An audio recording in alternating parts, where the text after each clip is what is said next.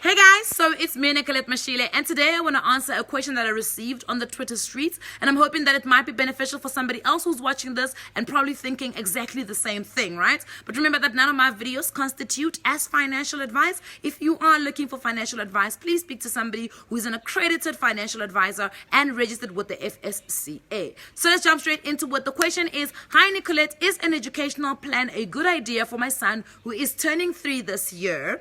And I want to, because I want to save for his tertiary fees when he is much older.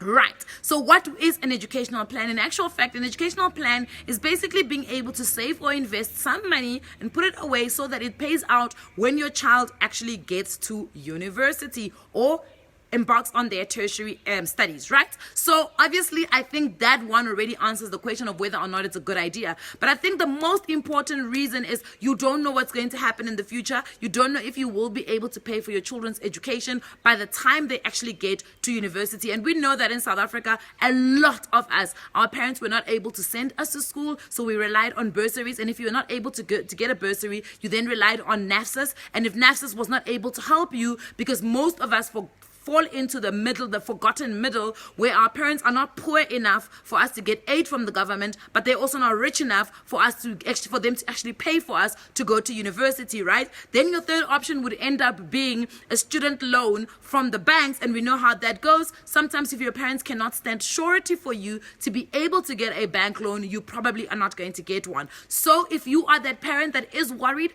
about whether or not you're going to have enough money to take your child to tertiary or fund their tertiary education, until the government decides that tertiary education is free for all, you need to probably start saving and investing for them, right?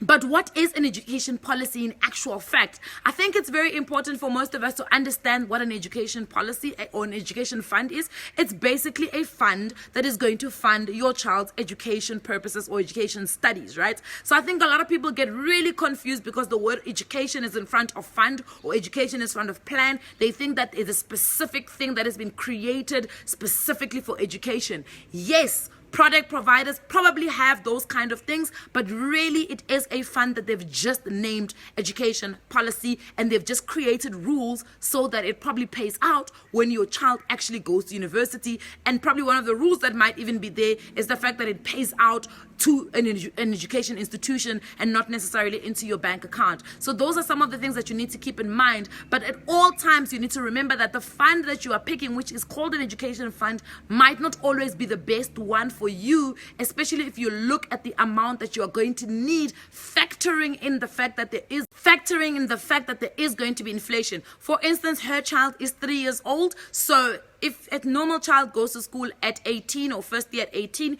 it means that this lady has got 15 years to start saving for an education plan or for an education fund. So the next question that she asked me is, what products would I recommend? So first and foremost, because I am not an accredited financial advisor, I am not allowed, according to the FAIS Act, to recommend any products. So I will not be recommending any products. So I want you guys to understand why, because people get frustrated with me when I do not recommend any products. According to the FAIS Act, which is the Financial Advisory and Intermediary Services Act 37 of 2002, I am not allowed to recommend products. And this is for the safety of the client, because if I recommend something to you and it bums out and doesn't work, then who do you have to blame, right? Who do you go to get recourse because this thing that I've recommended to you doesn't actually work? So that is giving you advice. If I say to you, go and get this and this and this, the Nicolette Mashile Education Fund, right? So that is important. But the one thing you need to keep in mind when you are looking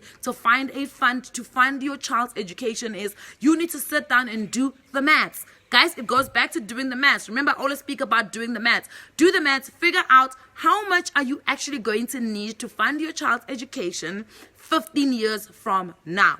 That is the amount that then becomes your financial goal for your child's education, right? Factor in everything. Factor in school, factor in textbooks, factor in accommodation, And then last but not least, we've already spoken about this, please factor in inflation, because inflation is the erosion of money. Basically, it says that a rand today is not a rand tomorrow, right? So what you could buy with 1 rand today, you probably are not going to be able to buy the same thing in a year with a rand. You will not be able to get the same value. So inflation is something that is important to factor in when you are looking for this kind of fund, right? So when you go to speak to these product providers or to your financial advisor who's accredited, please make sure that they show you how they are affected in inflation, so that if you want to save 2 million rand for your child for it to pay out in the next 15 years, that whatever amount it is equates to the same value as 2 million rand in 15 years.